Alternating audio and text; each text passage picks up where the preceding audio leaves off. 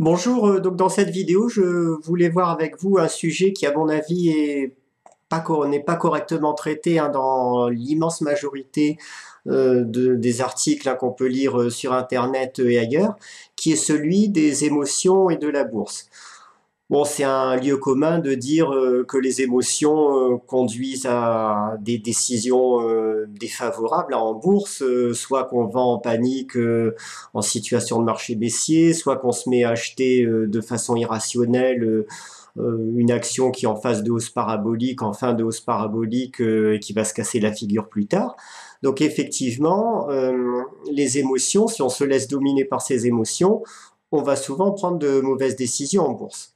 Et à partir de ce constat, on a une sorte de mythe hein, qui s'est développé, qui serait de dire que pour réussir en bourse, il faudrait être une sorte de robot complètement dénué d'émotions, complètement capable de maîtriser totalement ses sentiments, ses émotions, pour pouvoir réagir en matière d'investissement et de trading de façon totalement froide, totalement détachée. Et en réalité, je vais le voir avec vous, hein, l'être humain est fait de sorte que c'est complètement impossible. Donc je vais vous expliquer le fond du problème à travers quelques photos. Ici, donc là je suis au volcan à La Réunion.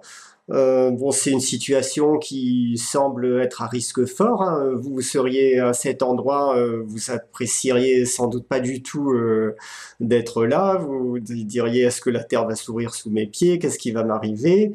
Même chose ici. Est-ce que ce volcan va se mettre à exploser? Est-ce que je vais mourir dans les secondes qui viennent? Et vos émotions à ce moment-là seraient complètement dominées par la peur et sans doute l'envie de fuir. Moi, cet endroit, actuellement, bon, moi, lorsque j'y étais, bon, j'ai éprouvé aucune émotion particulière à part la joie de profiter d'un joli spectacle, en fait. Et si j'avais ce sentiment-là, c'est tout simplement parce que à ce moment, j'avais la sensation et la conviction de maîtriser complètement la situation. Je connais parfaitement le terrain, je sais que ce volcan-là, à La Réunion, est un volcan effusif, calme, qui va produire essentiellement des fontaines de lave et des coulées de lave tranquilles et que moyennant quelques précautions normales, on ne court pas de gros risques, même si notre État nounou voudrait nous interdire d'y aller. Et, en théorie, je ne suis pas vraiment censé être à cet endroit. Alors en fait, le problème des émotions en bourse, il va faire appel à ce qu'on appelle l'instinct de conservation. Et cet instinct de conservation, il nous commande dans une situation, dès lors qu'on a l'impression de ne plus maîtriser une situation, il nous commande de fuir. C'est un comportement qui est génétiquement programmé, hérité depuis des centaines de milliers d'années. Lorsque vous trouvez face à un danger que vous ne maîtrisez pas, ça peut être un grand prédateur, un lion, ça peut être un incendie, ça peut être une inondation, quoi que ce soit d'autre sur lequel vous n'avez pas prise, la réaction normale et qui est correcte qu'il faut avoir, c'est de fuir. Et cet instinct de conservation, en fait, il ne peut pas vraiment être maîtrisé. Vous pourrez faire toutes les séances de méditation, de coaching, de prise de distance que vous voudrez. Si vous vous trouvez face à une situation dans laquelle votre cerveau aura l'impression de ne plus maîtriser ce qui se passe, la réaction sera toujours la fuite et à ce moment-là, en bourse, ça va se traduire par des ventes paniques ou des achats irrationnels. Donc, quelle que soit votre préparation psychologique préalable. Je dirais au contraire, ce qui est pathologique dans ce genre de situation, ça serait de ne pas éprouver de peur ou d'émotion dans une situation qu'on ne maîtrise pas. Et le gros problème de la bourse, c'est que, en apparence, on a affaire à un fonctionnement particulièrement chaotique, particulièrement volatile. Là, je vous donne en exemple le graphique de la Société Générale. Vous voyez, on était à 94 euros fin 2007, on tombe à 20 euros donc un an et demi plus tard, on remonte ensuite à 50 euros, on retombe aux alentours de 15-17 euros, on remonte à 40 2 ans plus tard, donc ça varie énormément. Et bon, pour quelqu'un qui n'est pas expert du domaine, on va dire, forcément, il va se trouver à un moment ou à un autre avec la conviction qu'il ne maîtrise plus rien et qu'il faut fuir cette situation. Donc si vous voulez ne pas être esclave et victime de vos émotions et de cet instinct de survie, en fait, il y a une seule solution, une seule chose à faire. Vous devez avoir le sentiment, donner à votre cerveau la conviction que vous maîtrisez la situation, que vous maîtrisez ce qui se passe. Et pour ça, il y a une seule solution aussi, c'est la connaissance, avoir une bonne connaissance de ce que vous faites en bourse.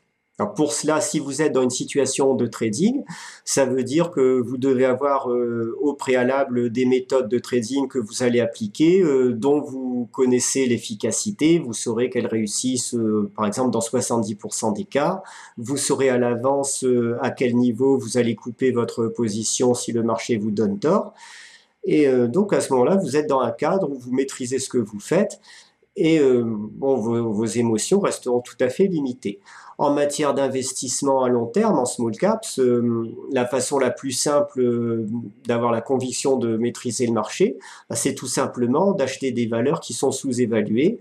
Si vous achetez une valeur, par exemple, dont 80% de la capitalisation est couverte par la trésorerie nette de la société, bon, vous direz, le risque de perte maximum que je peux faire là-dessus est de 20%. La société a un matelas de cash considérable. Si en plus elle fait des bénéfices, vous allez être complètement serein, même si le cours se met à baisser temporairement à la suite de fluctuations un peu erratiques du marché.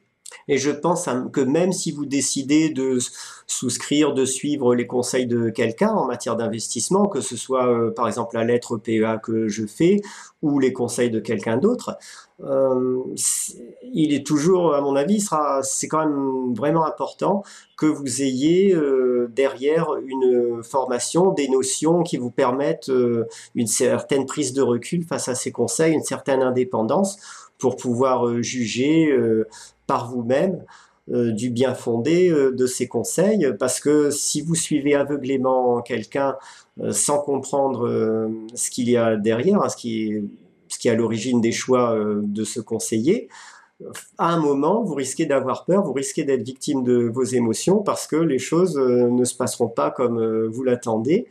Et vous pouvez à ce moment-là vous mettre à sortir brutalement du marché sans raison valable.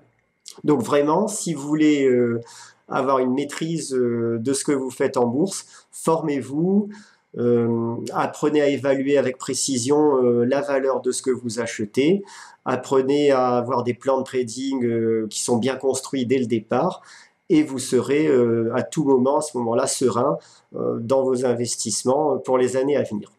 Vous trouverez en bas de cette vidéo un lien qui vous permettra de commencer à vous former en bourse et d'avoir les bases nécessaires pour une prise de recul suffisante face au marché et au sentiment de perte de contrôle, de non-maîtrise que celui-ci pourrait provoquer chez vous si vous n'avez pas les clés et la formation adéquate.